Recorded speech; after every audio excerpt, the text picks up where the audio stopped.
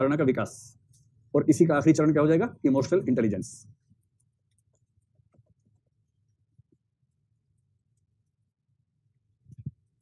और एक फार्मूला है आईक्यू, अगर आप समझना चाहेंगे तो समझा दूंगा। चाहेंगे समझना आईक्यू क्या होता है? टेस्ट करेंगे अपना आईक्यू? ठीक है, टेस्ट करवाएंगे आप लोगों का आईक्यू। ठीक है, गूगल पे जाइए, आईक्यू टेस्ट मिल जाएंगे, टेस्ट कर लीजिए, उसमें क्या दिक्कत है? ऐसा तो बड़ा आसान है, इसमें दिक्कत है ही क्या? देखिए क्या है, पहले जो था ना, एक ही विषय हुआ करता था, सारे उसके छोटे छोटे बच्चे थे, बहुत सारे बच्चे थे, बधाई हो 8 बच्चे हुए। तो जो माता जी थी इनका नाम था फिलोसफी, और एक जमाने तक कहा गया कि सारे विषयों की माँ जो है वो फिलोसफी है। Philosophy is the mother of all sciences, ऐसा वाक्य बहुत प्रसिद्ध है, क्योंकि पहले किसी को कुछ आता ही नहीं था, तो लोगों ने ज्ञान अर्जित करने का प्रयास करना शुरू किया, तो उससे बना फिलोसॉफी। सोफिया होता है प्रेम, मोहब्बत, फिलो मतलब ज्ञान, तो ज्ञान से मोहब्बत, जिनको ज्ञान से मोहब्बत थी वो फिलोसफर कहलाए। वो हर चीज पढ़ते थे, हर चीज समझते थे।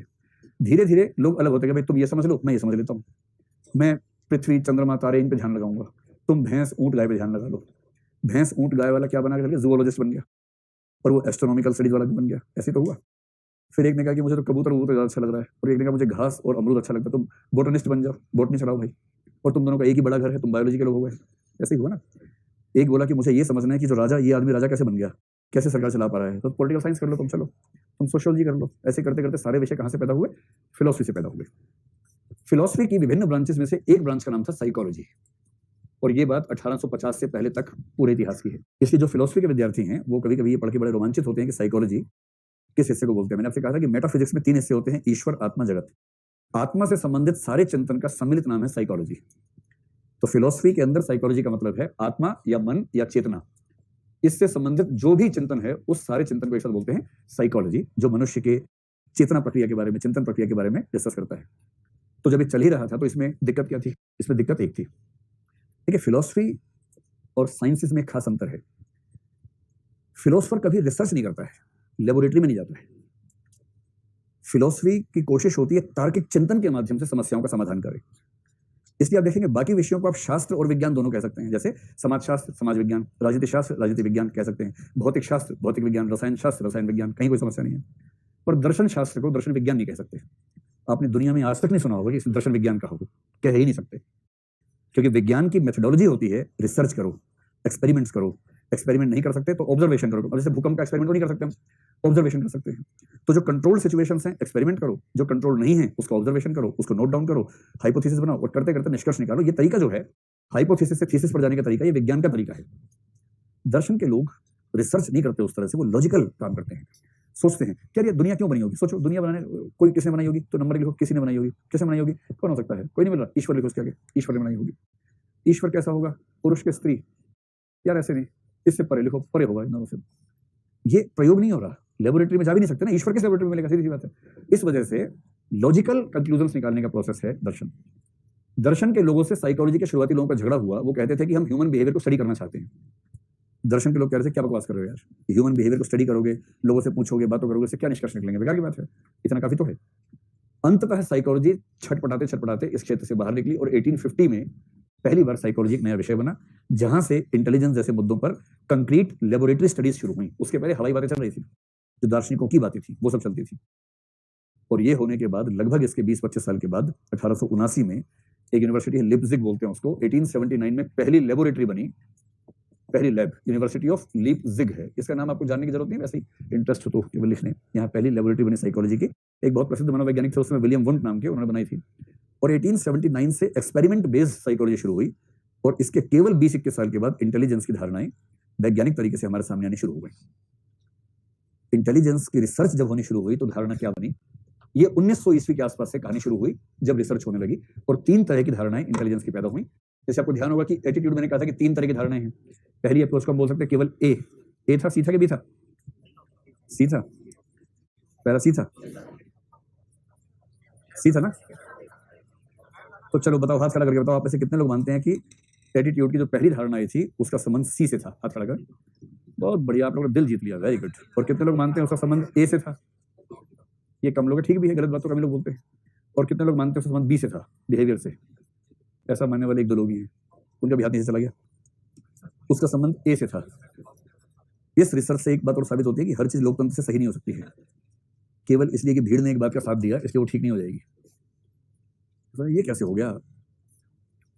क्या थी पहली परिभाषा एटीट्यूड की? किसी भौतिक या मानसिक विषय के प्रति सकारात्मक या नकारात्मक भाव की तीव्रता को अभिवृत्ति कहते हैं। भाव की तीव्रता क्या चीज है? ये इफेक्ट है, इमोशन है। और CAB में जब भाव की तीव्रता आ ही रहा है तो A आएगा। खाली C करने से क्या होता है? और सब लोग भी C बोल देंगे तो C थोड़ा हो जाएगा, A तो ही रहेगा। तो एटीट्यूड की पहली परिभाषा क्या थी? A थी। अब बताओ दूसरी कौन सी थी? C और A या B? C और A, कॉग्निटिव एंड इफेक्टिव। और बाद में क्या तय हुआ? CAB, cognitive effective behavioural. ठीक वही डेवलपमेंट यहां भी हुआ। सबसे पहले एक धारणा आई जिसको बोलते हैं वन फैक्टर इंटेलिजेंस या यूनिफैक्टर इंटेलिजेंस। एक ही बात है, वन फैक्टर। यूनि का मतलब UNI का मतलब यही होता है कि एक ही दिशा में या एक ही पक्ष के बारे में बात चल रही है, तो उसको बोलते हैं एक फैक्टर पर आधारित इंटेलिजेंस की धारणा। उसके बाद एक व्यक्ति बोला नहीं भाई, इंटेलिजेंस को समझने के लिए 2 फैक्टर्स पे ध्यान देना होगा। तो 2 फैक्टर्स अप्रोच या 2 फैक्टर्स कंसेप्ट आप कह सकते हैं, ये उसके बाद आ गया। और बाद में को बोला अरे 1-2 से नहीं होगा भाई, बहुत सारी बातें हैं। उसको बोलते हैं मल्टीपल फैक्टर अप्रोच। इसको समझने के बाद आप बताइएगा कि आपकी राय में इनमें से कौन सी अप्रोच ज्यादा ठीक है। 3 अप्रोचेस हैं जो अब तक हम समझ रहे हैं इंटेलिजेंस का मतलब, वो बेसिकली पहली वाली धारणा है जो बहुत बेसिक धारणा है। जब वो आगे और मैच्योर हो गई तो 2 फैक्टर, मल्टीपल फैक्टर्स इस तरह से बनती गई। वन फैक्टर इंटरप्रिटेशन या इंटेलिजेंस जिस व्यक्ति ने सबसे पहले ठीक तरीके से प्रेजेंट किया उसका नाम है एल्फ्रेड बिने। BINET है। अब इसको बिनेट कहेंगे कि बिने कहेंगे पता नहीं, क्योंकि टी कई बार साइलेंट हो जाता है, तो मैंने हिंदी में एल्फ्रेड बिने ही पढ़ा है कहीं कहीं। ALFRED, एल्फ्रेड BINET, बिनेट या बिने। ये व्यक्ति वो भी है जिसने IQ की धारणा के विकास में बड़ी भूमिका निभाई। हालांकि IQ की धारणा अंततः किसी और के नाम के साथ जुड़ गई, पर IQ की धारणा के 2 इंटरनल कंसेप्ट जो थे, जिसको मेंटल एज और क्रोनोलॉजिकल एज कहते हैं, वो इस व्यक्ति ने ही डेवलप किए थे। ये बात मोटे तौर पर 1900 से 1910 के बीच की बात है। उस दौर में ये व्यक्ति काफी एक्टिव था। और इससे किसी ने पूछा भाई बताओ इंटेलिजेंस क्या है, तो इसने वही बोल दिया जो हमने पहले समझा था। इसने क्या वाक्य लिखा, आप एक वाक्य लिख लीजिए। एल्फ्रेड बिने की धारणा क्या है? उसने कहा कि बुद्धिमत्ता वह योग्यता है, एबिलिटी, बुद्धिमत्ता वह योग्यता है जिसकी मदद से हम ठीक से समझते हैं, तर्क करते हैं तथा निर्णय करते हैं। जिसकी मदद से हम ठीक से समझते हैं, तर्क करते हैं व निर्णय करते हैं। ये बहुत ही बेसिक धारणा है और इतना समझ में आ गया था कि थोड़ा सा जो समझदारी की बात करेगा वो इंटेलिजेंट होगा। अभी जो समझ में नहीं आ रहा था, और यहीं से एप्टीट्यूड का टॉपिक यहां से लिंक होना शुरू हो जाएगा। अभी तक ऐसा लग रहा है कि एक क्षमता है और वो क्षमता किसी के पास है तो वो हर क्षेत्र में 30 बार हो जाएगा। अब आप मुझे 2 प्रश्नों के जवाब दीजिए। एक व्यक्ति आपके स्कूल में, अच्छा पहले ये बताइए कि आपके स्कूल में जो बच्चे मैथ में सबसे अच्छे थे, क्या वो जीवन में सबसे आगे हैं? सबसे आगे नहीं ही हैं, हो भी सकते हैं, हो भी सकते हैं, नहीं भी हो सकते हैं। और आपकी क्लास में जो बच्चे मैथ में सबसे फिसड्डी थे, वो क्या अनिवार्यता है जीवन में सबसे पीछे हैं, या आगे भी हो सकते हैं? आगे भी हो सकते हैं। इसलिए कुछ फर्क नहीं पड़ता है, बहुत लोड नहीं लेना है। और इसी फिनोमेना को समझने के लिए हमें आगे बढ़ना पड़ता है, क्योंकि अगर इंटेलिजेंस से ही होता। नरेंद्र मोदी के बारे में क्या राय है, इंटेलिजेंट है या नहीं? आपकी राय में क्या है? खोल के बताओ। है, ठीक है। इंटेलिजेंस के बिना तो कोई व्यक्ति वहां पहुंच नहीं सकता, सीधी सी बात है। सुपर सुपर सुपर इंटेलिजेंट आदमी है वो। लेकिन अगर उनको सीसेट के एग्जाम में बिठाया जाए आपके साथ, आपका अनुमान क्या है, क्वालिफाई कर लेंगे? नहीं करेंगे, या कम संभावना है लेकिन कर भी सकते हैं। संभावना थोड़ी कम है लेकिन हाँ कर भी सकते हैं। ऐसा नहीं कि नहीं करेंगे, कर सकते हैं। हाँ, सीसेट की जमानत जब्त हो जाएगी उसके बाद, सीसेट ही फेल हो जाएगा उसके बाद, तो है ना। ठीक, इसका मतलब बड़ा स्पष्ट हुआ कि साइकोलॉजी की दुनिया ये नहीं समझ पा रही कि अगर आपने समझ लिया कि व्यक्ति इंटेलिजेंट है, और मैं आगे बताऊंगा, लेकिन इन व्यक्तियों ने घुमा फिरा के IQ का कंसेप्ट डेवलप कर लिया। ठीक है, IQ समझेंगे विस्तार में। पर एक प्रश्न का जवाब नहीं मिल रहा था कि जिनका IQ ऊंचा है वो भी कुछ क्षेत्रों में फेल हो जाते हैं, और जिनका IQ नीचा है वो भी कुछ क्षेत्रों में सफल हो जाते हैं। इसकी व्याख्या कैसे करें? अब तक तो कोशिश किया थी कि एक चीज मिल जाए जिससे हर चीज की व्याख्या हो जाए। IQ ऊंचा, जो काम किया अच्छा किया। अब जो मैथ्स में अच्छा है, म्यूजिक में उसका हाथ तंग है। जो म्यूजिक में खराब है, उसका भाषा में हाथ अच्छा है। कैसे इसकी व्याख्या करें? इस समस्या के समाधान के लिए जो दूसरा व्यक्ति सबसे महत्वपूर्ण हुआ, ये बात 1927 की है, जब एक व्यक्ति Charles Spearman, CHARLES, Charles Spearman, SPEARMAN, Charles Spearman, इस व्यक्ति ने कहा कि भाई ये सिंगल फैक्टर अप्रोच से काम नहीं चलेगा। और उसने कहा सच बताऊं तो इंटेलिजेंस 2 फैक्टर से बनती है। हमारे भीतर 2 चीजें होती हैं, और 2 चीजें क्या होती हैं? 2 फैक्टर्स क्या क्या होते हैं? ये 2 हिस्से चार्ल्स स्पीयरमैन के हिस्से नहीं है, ये 2 फैक्टर्स के हिस्से हैं। ठीक है, तो कंफ्यूजन ना हो जाए कहीं। आप कहें चार्ल्स स्पीयरमैन के दो हिस्से थे, एक चार्ल्स और एक स्पीयरमैन, ठीक है। तो जो दो फैक्टर्स हैं, ये दो फैक्टर्स कौन कौन से हैं? तो उसने कहा कि एक होता है जी फैक्टर, जी, और एक होता है एस फैक्टर, जी फैक्टर और एस फैक्टर। जी फैक्टर तो एक है, एस फैक्टर बहुत सारे हो सकते हैं। उसने कहा कि जी फैक्टर का मतलब है इंटेलिजेंस का वो बेसिक हिस्सा जो बेसिक ऑपरेशंस के काम आता है, मूलभूत बुद्धिमत्ता कह लीजिए, जनरल, जिसे बोलते हैं जनरल, सामान्य बुद्धिमत्ता या मूलभूत बुद्धिमत्ता, जो बेसिक है। तो सामान्य या मूलभूत बुद्धिमत्ता, ये तो बेसिक फैक्टर है, ये तो होना ही चाहिए, जनरल है तो ही कुछ बात बनेगी। फिर वो कह रहे हैं कि उसके बाद एक एस फैक्टर होता है, इसका मतलब स्पेसिफिक, विशेषीकृत। और विशेषीकृत फैक्टर जो होता है वो अलग अलग व्यक्तियों में अलग अलग हो सकता है। और क्या होता है कि जी फैक्टर कितना है प्लस एस फैक्टर में से एक्स है या वाई है, जेड है, ए है, बी है, सी है, डी है, उसकी इंटरेक्शन से, कॉम्बिनेशन से व्यक्ति की बुद्धिमत्ता तय होती है।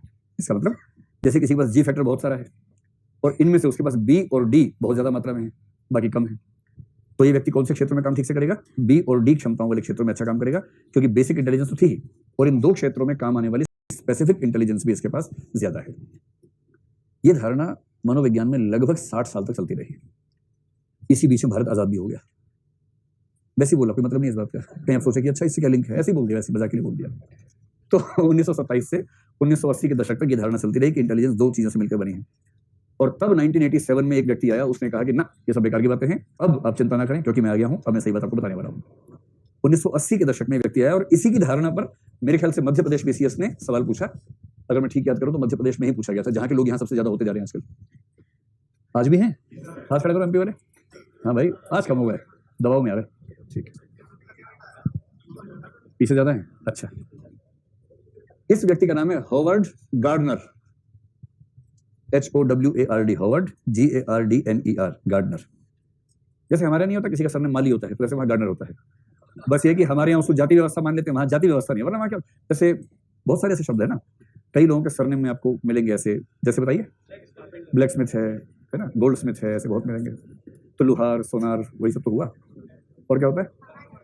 जस्टिन बीबर है कि बार्बर है? बीबर है। हाँ, अंतर सिर्फ इतना है कि वहां वो शब्द जाति सूचक नहीं है, केवल व्यवसाय सूचक है, और यहाँ वो शब्द साथ में जाति सूचक भी है। जैसे स्पीयरमैन ही है, स्पीयरमैन का मतलब क्या होता है? जो शिकार करने वाला आदमी हथियार लेके घूम रहा है, पर हमारे यहाँ जाति बीच में आ जाती है, और जाति वो है जो जाति नहीं है। हॉवर्ड गार्डनर, ठीक। किसका किससे? नहीं, मैंने ये थोड़ा कि सबका व्यवसाय संबंध है, मैंने ऐसा थोड़ा कहा कि हर सरनेम व्यवसाय का ही सरनेम होता है, कुछ सरनेम्स के बारे में ऐसी बात कहते हैं। अब ये थोड़ा क्रो, कौवा खाते थे इसलिए इनका नाम क्रो पड़ गया, Martin crow. Multiple factor theory क्या है?